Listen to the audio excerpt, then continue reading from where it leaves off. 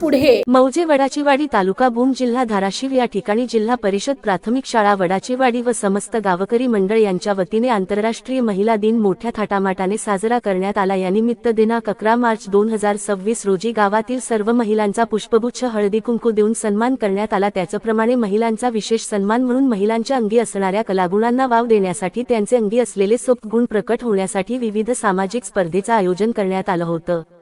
दिनांक 11 व मार्च 12 रोजी महिलांसाठी झालेले स्पर्धेमधून प्रत्येक स्पर्धेत प्रथम द्वितीय तृतीय क्रमांक काढून महिलांचा विशेष सन्मान करण्यात आला। कार्यक्रमासाठी प्रमुख पाहुणे म्हणून भाऊराव काटे विद्यालय पाथरूड या ठिकाणी कार्यरत असणाऱ्या श्रीमती लोकरे मॅडम, लटके मॅडम, जाधव मॅडम व डांगे मॅडम यांची प्रमुख पाहुणे म्हणून उपस्थिती लाभली। स्त्री शक्तीचा जागर, नारीचा सन्मान या उपक्रमांतर्गत गावातील समस्त महिला भगिनींचा येथे अशा पद्धतीने सत्कार करून त्यांचा सन्मान करण्यात आला।